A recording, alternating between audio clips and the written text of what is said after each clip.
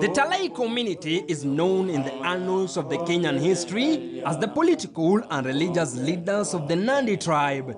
It is from their clan that the famous Laibons were born, such as Koitalel Samoei, King Lelimo Samoei, Baresian Arab Manyei, Kimnyolei Arab Turgat. The bearers of the title Orkoiyot in the Nandi community were more powerful, similar to the most powerful African kings in the ancient kingdoms, such as Mansa Kankan Musa, the king of Mali, who ruled between 1306 AD and 1332. Shaka Zulu of the Zulu community, King Pharaoh of the ancient Egypt, and Samod Ture, the king of ancient Sudan. Orkoiyot was the key decision maker in the Nandi community. His word was a decree, and he had reserved powers such as overseeing political, religious, and military affairs of the Nandi kingdom. His position was monarchy. Successive leaders were drawn from the king's lineage. The existence of the Nandi tribe dates back to the beginning of 17th century AD. The history confirms that the Nandi people, a Kalenjin-speaking group, belong to the Nilo-Saharan language family, having blood links with the Kipsigis, Keyo, Marakwet, Pokot, Tugen, Terik, and Sapei or Sabot. But Christopher Koyoki, a Nandi elder who hails from the Talai community, alleges that the Talais do not possess Kalenjin blood, claiming their roots are freshly Maasais. We were originally the Maasai. The Nandis did not have the Orkoik. Their Orkoik were Kamwaigei and others. So when we came in as Talai people, we brought the style of Laibonism from the Maasai. We have been assimilated into the Nandi community as a clan. So we have a right to be Nandi because all the traditions that we perform in Nandi style. Although we trace our origin from the Maasai, we are now assimilated Nandis. Mzee Koyoki, a Nandi elder, alludes that the late Mzee Jomo Kenyatta was their brother, whom they separated during migration. Kenyatta mwenyewe si Mkikuyu. Kenyatta mwenyewe alizaliwa hapa Londiani, hapa Kipkelio. Na mama ya Kenyatta ilikuwa Masai. Na yule alizaa Kenyatta ndio mzee anapoishi. Sasa unaona nguvu iko Central kwa sababu alipeleka mbegu ya maana huko. Naona uongozi pato inaendelea huko. Hata China yenyewe ya Kenyatta hakuna China ya Wakikuyu. Chomo ilikuwa naitwa Chumo. China Kenyatta ilikuwa Chumo. Alafu Wakikuyu sababu ilikuwa pato kuelewana, kutafsiri na kwa ngumu naitwa Chomo. Kenyatta Arabu ligi alipatia masibi ya usianga. Hiyo si China wa Kikuyu. Kenyatta kwa Nandi naitwa Kenyatta. Masibi ni Kenyatta. Sasa Kenyatta alifaa hiyo masibi. Watu nasema Kenyatta mpaka naita Kenyatta. Mama Jomo Kenyatta ndio kabe mwenyewe. Anatoka family ya Sendeu. Sendeu sasa they are cousins of Koitalel somewhere from the Kabuso family and the Nana family in Masai. But that is not all. Agui says the mantle of leadership was handed to the Talai community by the Almighty and no one else among the clans of the Nandi. The Laibon or Orkoiyot the king was highly respected Others could describe him as a ritual expert, a religious head, or a political king who could wage wars with the neighbors for territorial expansion, organize cattle raids, or banish the lawbreakers from the kingdom. Orkoiyot Koitalel Somoe was a ritual expert. He was a functionary religious leader who was actually consulted in matters of raids, in matters of rain, in matters of when an intruder like the British came, he was being consulted, what are we going to do? That is why he organized the Nandis to resist against the British for almost 11 years. The Nandi believed Orkoiyot was sacred, and no man could approach him with weapons in his hands. Besides, his head was not to be touched, because by doing so, was believed that his powers was ngorset or injured, and the person will be struck dead. The Nandi's first Orkoiyot, Kimnyolei Arab Turgat, ruled with an iron fist, never lost any battle. The smell of his power made the neighboring kingdoms grow cold feet. The Luos, Pokot and Kipsigis were fed on tales of his wrath, burning them to the core. Ilikuwa wezi kupita Kipchoria kuleta ng'ombe ya Kipsigis. Ama Kipsigis wanakuja pande hii kuchukua ng'ombe yetu. Ilikuwa na laana. Lakini hapa Keyo na Pokot ngawa ni yetu, tulikuwa naleta ng'ombe yao. The throne was highly guarded by the military Moran and the intelligence department, working hand in hand with his cabinet, known as Maotik, which played a key role of advisory to the king. The work of the warriors, the Morans, were being sent on raiding expedition from the neighboring communities, because the Nandis used to believe that without cattle, you are nobody.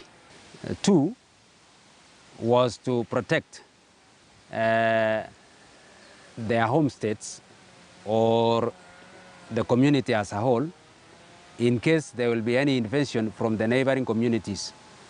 So their work was to retaliate in case of any invasion. As a visionary leader, he could foresee the impending danger and prepare his army of Morans.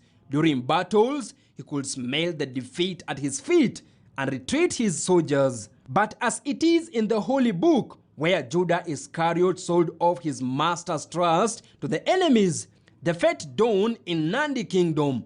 Kimnyolei Turgat was yoked with betrayal from the people he trusted, the people he fed and clothed, the people he defended by his blood-taking frontline before the poisonous arrows shot by the enemies. He saw his killer poisonous arrow in his vision, an arrow shot by his own people, the people they shared ancestry, same blood and same bone.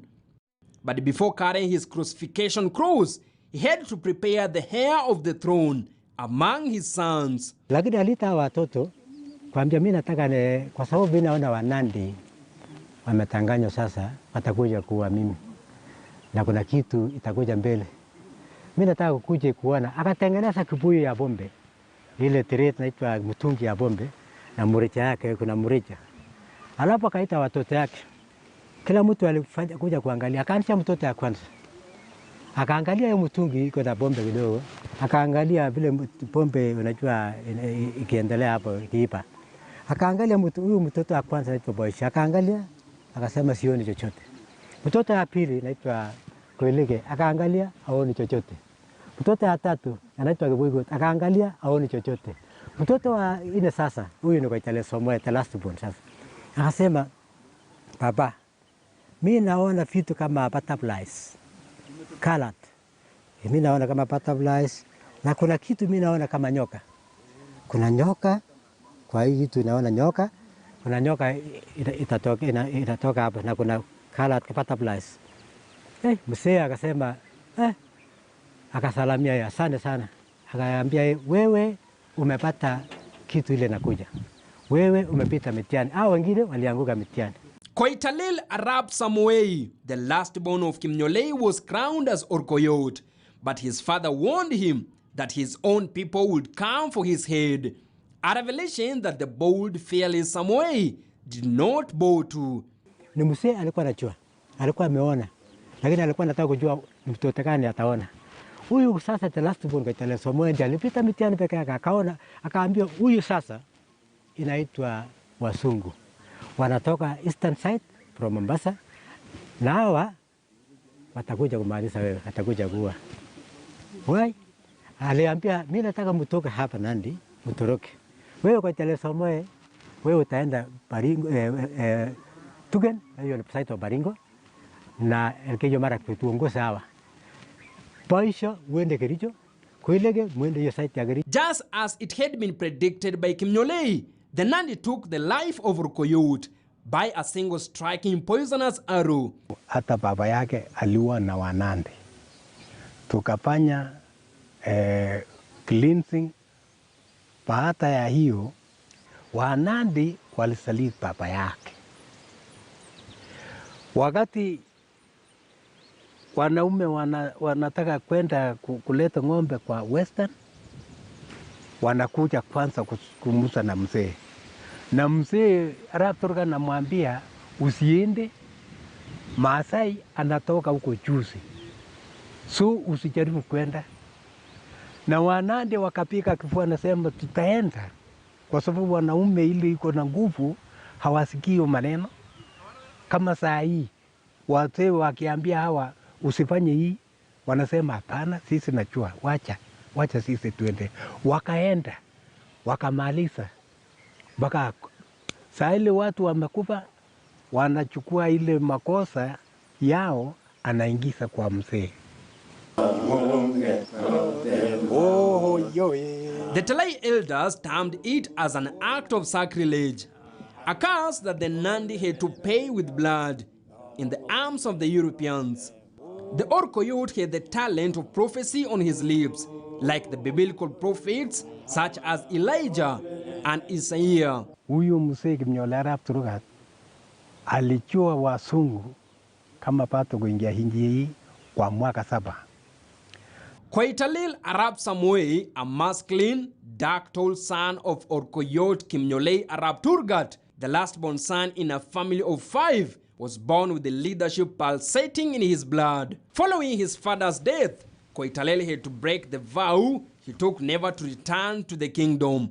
Instead, he left his foster parents in Tugen to protect his rightful throne.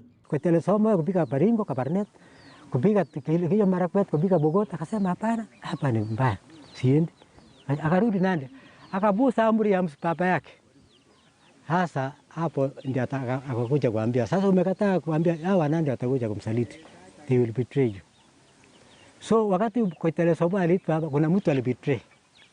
Nikirudisha wewe nyuma kidogo. Kuna mtu alienda kuongea na Wasungu, akaambia yule mtu atashika wewe hivi kwa salamia, atavuta mkono, anataka kuua wewe. Sasa wakatanganya msungu mzee akatoa mkono yake hivi, akapiga risasi huyo anasanya kuua Koitalel. Sasa vile baba yake alikwambia wao watakuja kuua. So Samoei alikosea tu hapo peke yake. Kama ngetii maneno ya baba yake, hakuna mtu ngetawala sisi kwa hakika. Like his late father, he appointed a cabinet of 12 members, each from the 12 clans of the Nandi. Apart from advisory, the cabinet was tasked to report all the happenings in their jurisdiction to the Orkoiyot directly. Council had a special dressing code, the gorilla's hides, as a symbol of authority. The kingdom adopted the symbol of a lion, making it powerful, aggressive, and ruthless to the invaders.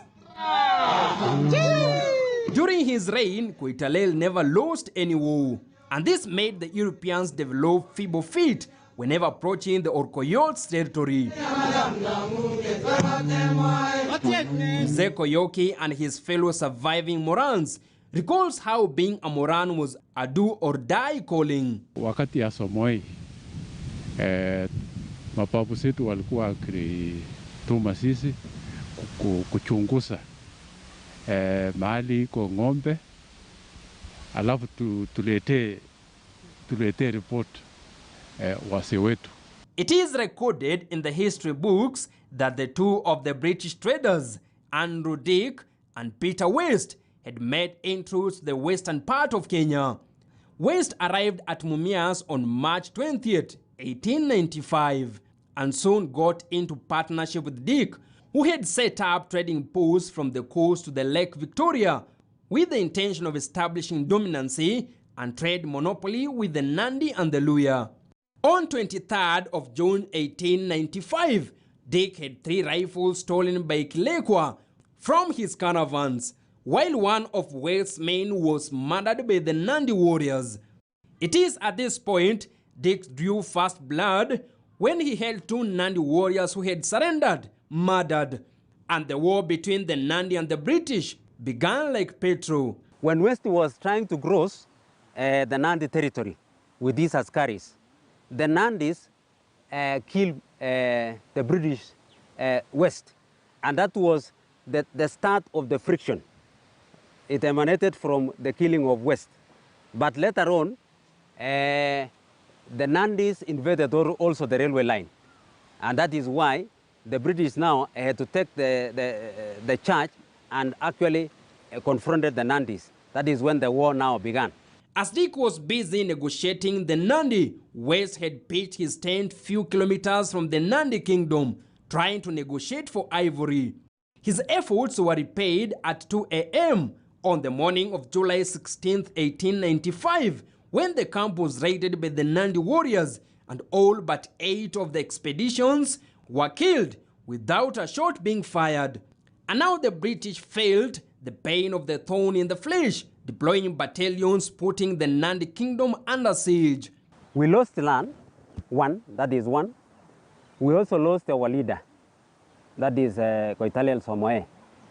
Now, our people were killed who were accompanying Somoe at that particular time. So they were killed. Now, another thing, we were forcefully evicted. The Nandi community were forcefully evicted to areas like the northern part of Nandi. What followed was the massive massacre, repatriation, detention, and eviction of the Nandis, who were once a fearless kingdom, turned to a fragile prey to the ruthless British armies. A British tactic of divide and rule, where these people were, the British indoctrinated the other Nandi communities to believe that these people were wizards, or rather they were witches. So they were supposed to be evacuated from the community of Nandi and set aside in a particular place. And this particular place where they were put had been known to have an epidemic which had killed some people. That is, the initiates who were circumcised died. 40 of them died when they were in seclusion. So when they were shifting them from the southern part of Nandi, they were being shifted so that they would perish in Kapsisiywa, because that place had been perceived to be a desolate area where there was an epidemic which was supposed to kill these people. But lucky enough, these people survived. But Koitalel could not lose his grip of the throne. Using guerrilla tactics, he made the white men regret their decision of intrusion. A blood war that lasted over a decade. The Nandis are very shrewd people, in the sense that they wage the guerrilla warfare, the style of hit and run. You see, it was not directly a confrontation, but they are very shrewd. At night, they know how to fight, the Nandis. So they would ambush the British during the night. So the war kept on because it was a guerrilla warfare where you eat the enemy and you don't directly confront. So the Nandis knew the tactics.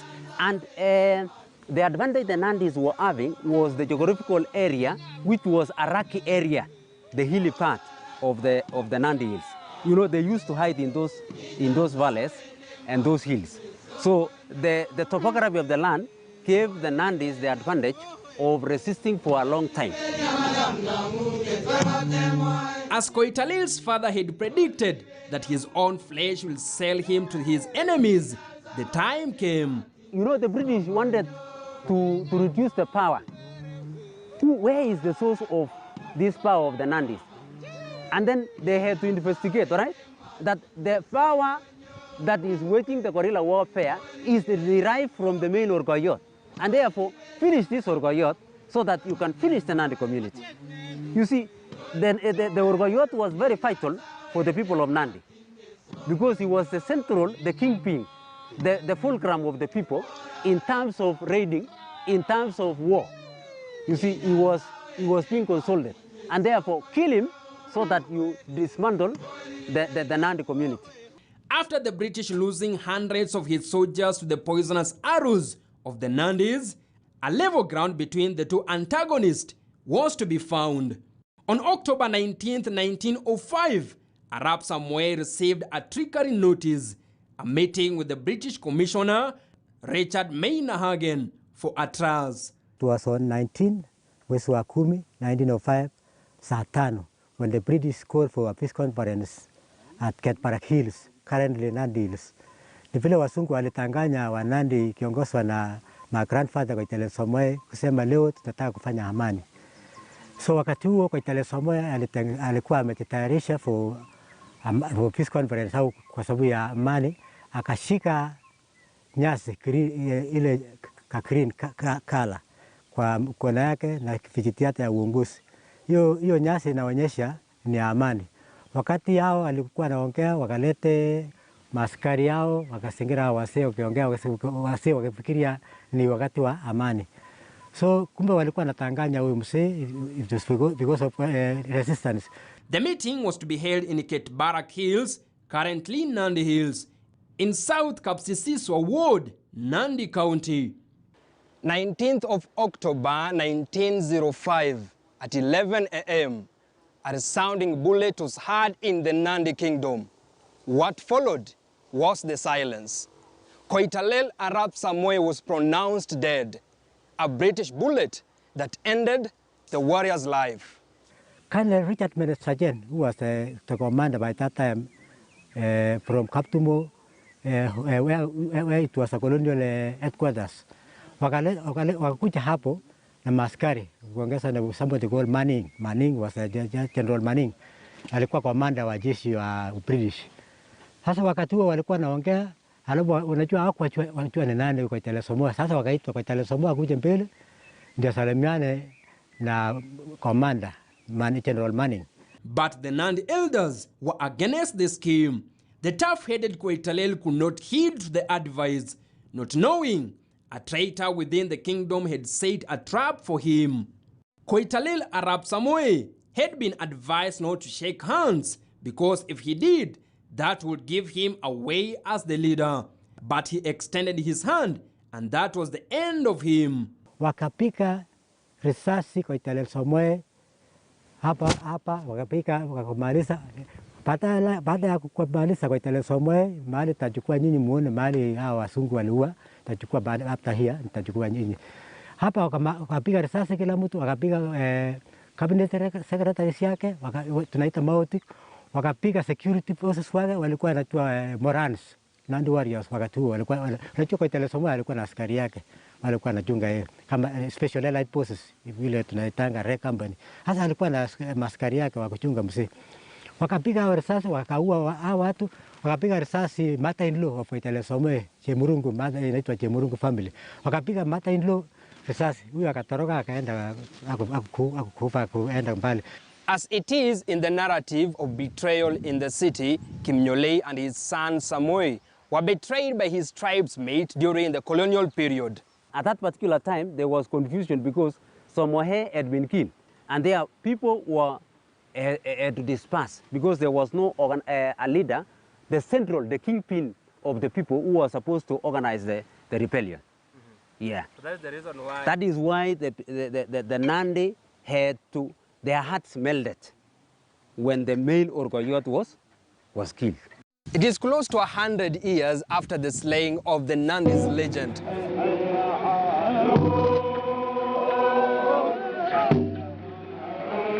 The curse of betrayal pronounced by Orkoiyot Kimnyolei Arap Turgat upon the Nandi has lasted for over a century. The elders have tried to invoke the late Turgat's forgiveness, but it did not end well. The scars of the colonial rule among the Talai clan of the Nandi community continue soaring. For the survivors, they keep on repeating and recalling the torture among the community that was ventured just to distance them from the rule. Amen. In our next episode, we focus on the impact of Koitalel's decision and the lifelong scars that followed the wrath of the British rule, which lasted for 4 generations of the Koitalel Arab Samoei. Sasa hawa watu wakachukua mashamba yetu, wakachukua kila kitu. Wanande wakapigwa risasi wakaenda kabisa mbali. Kila mtu akasema sasa nyinyi mnataka muende reserve. Si baba yangu walikamatwa nisitutuka sana. Hata mimi nilikuwa huko shule na kawaja na kuja kupata yeye. Wale wazee wote ambao walikuwa huko walifika tu na kufariki kwa sababu walikuwa na shida mingi. Mimi sikusoma, watoto yangu hawakusoma, makao hatukupata makao mazuri. As the historians say, heroes die once, but their legacy live forever in the history books. Koitalel Arab Samoei was a fighter, a defender, a warrior, a fearless leader who walked out every morning and in the darkest in the nights was there to defend the community. But those who are called the colonialists or the British came in to silence the leader, was out to protect the innocent and the feeble families of the Nandi. But the cry continues, where is the justice? For Culture Quest, I'm Levis Msumba.